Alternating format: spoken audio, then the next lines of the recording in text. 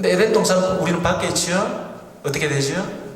당장 뜯겨 죽습니다. 이건 바로 들짐승한테 바로 갔다가 사자한테 손을 내밀었다가 팔 날라가지요. 그죠? 인간끼리는 안 그런 것 같아요? 인간끼리 어때요, 여러분들? 호모 호미니 루푸스, 인간은 인간에게 늑대이다. 인문주의자인 로크가 한 이야기거든요. 그렇지 않은가요? 여러분 봅시다. 여러분들 다 이렇게 앉아있지만 결국 서로가 서로에게 늑대입니다. 여러분 미안하지만. 그래서 대면을 하는 게 굉장히 힘들어요. 진주는 대대로 좀 양반들이기 때문에 좀 괜찮은지 모르겠지만, 제가 지금 몸담고 있는 부산만 하더라도 소주 한잔 먹으면서 멍 때리면서 이렇게 쳐다보고 있는데 험상궂은 청년 하나가 다가옵니다. 이렇게 아저씨 하나가, 아저씨 지금 내 쳐다보는 게요, 딱 이럽니다. 바로 사과해야 됩니다.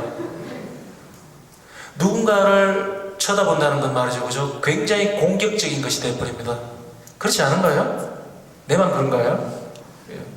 예를 들어 봅시다. 제가 여기 앉아 계신 분, 어느 한 분이나 이렇게 한 30분만 제 얼굴 빤히 쳐다보고 있어 볼래요? 굉장히 힘들걸요? 왜 그럴까요? 우리는 자꾸 떡구름 잡듯이 하느님만 이야기할 게 아니라 따로 놀지 않는다고 그랬지 않습니까? 그죠?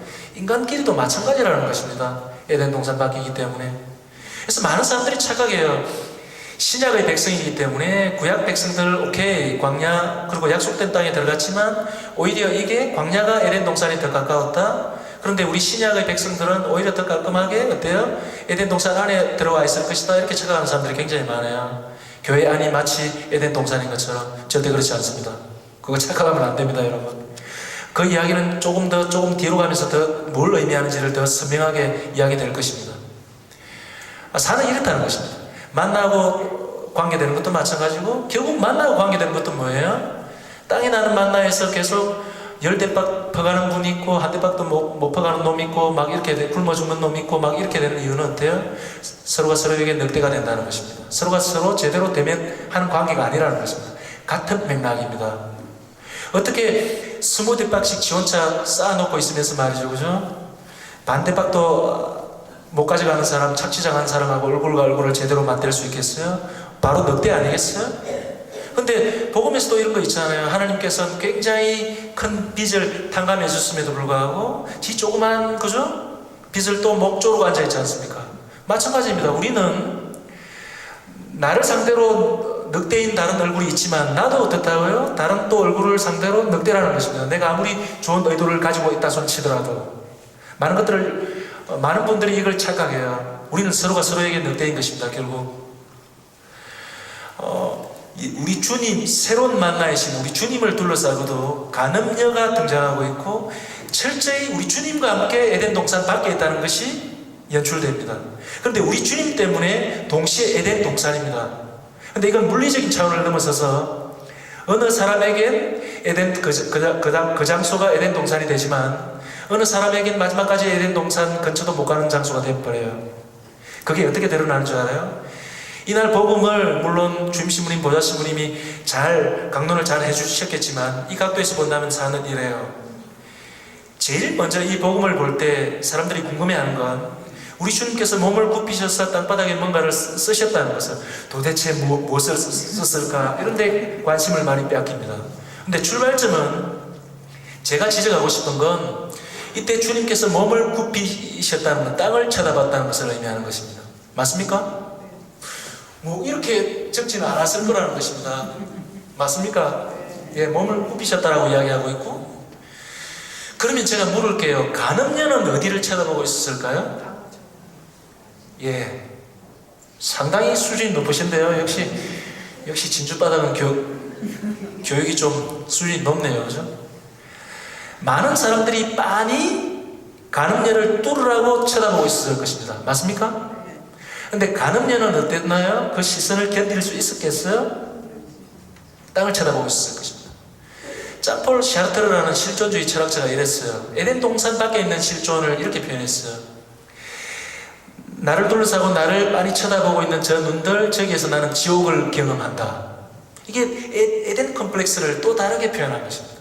바로 그 장면이 그대로 연출되고 있습니다. 근데 재밌는 건 장면에서 진정으로 서로가 서로를 대면하고 있는 건 우리 주님과 가늠녀라는 것입니다. 그리고 이건 물리적으로 서로 쳐다봤겠어요?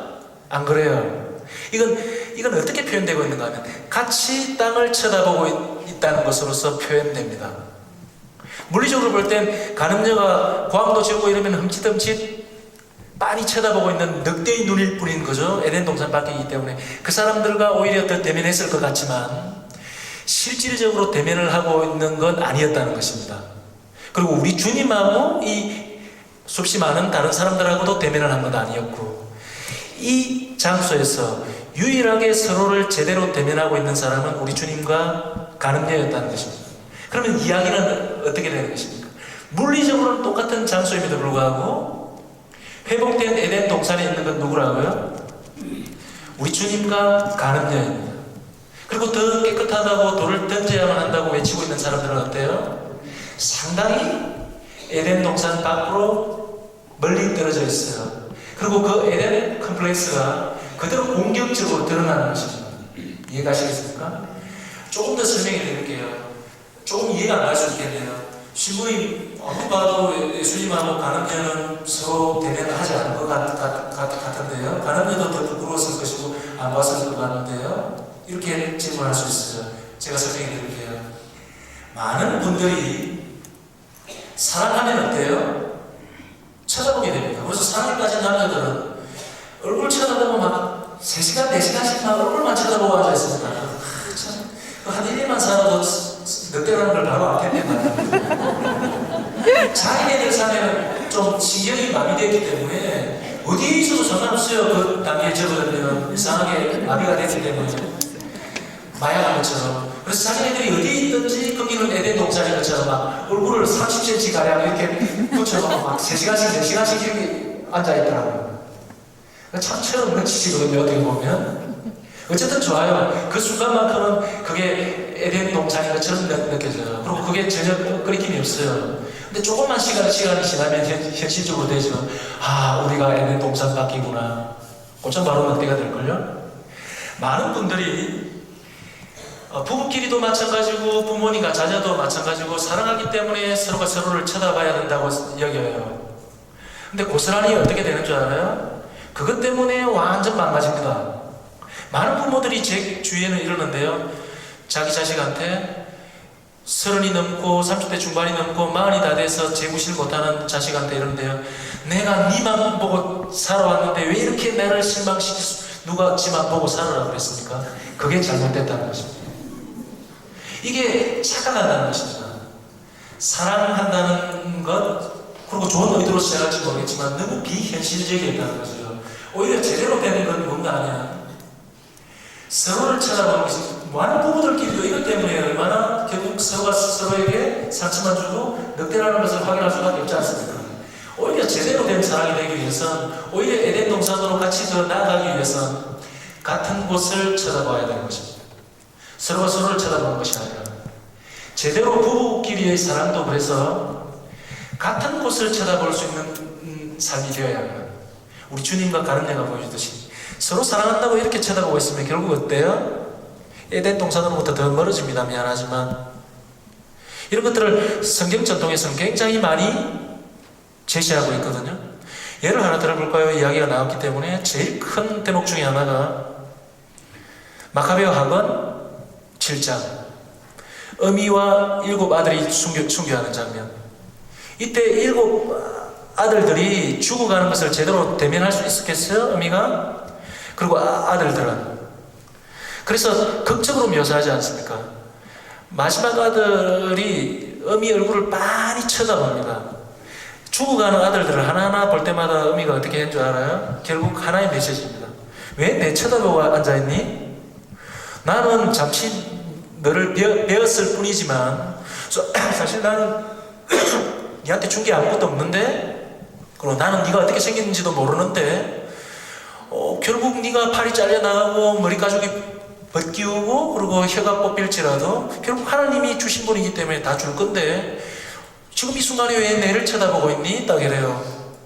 나도 물리적으로 니를 쳐다보고 있는 것 같지만 이게 진정으로 니를 쳐다보고 있다면 이건 완전 지옥인 거, 또 다른 지옥이었을 것입니다. 근데 그 순간에 그 어미는 어디를 향했을까요? 하나님을 향했던 것입니다. 그리고 아들들한테도 마지막까지 내가 보고 있는 그쪽으로 같이 보라고 초대합니다. 이건 엄청난 대목이죠. 이런 제대로 된 사랑 있잖아요, 그죠? 이런 제대로 된 대면 있잖아요, 사랑하는 사람들에 대한 이런 모습들을 보여주는 부모님들이 요즘에 그렇게 많은 건 아니에요. 나름 사랑한다고 하면서 결국 서로가 서로에게 상처만 주는 늑대가 될 수밖에 없습니다. 그리고 계속 에덴 동산 밖에 있다는 것만 절망의 늪에만 빠져들 뿐입니다.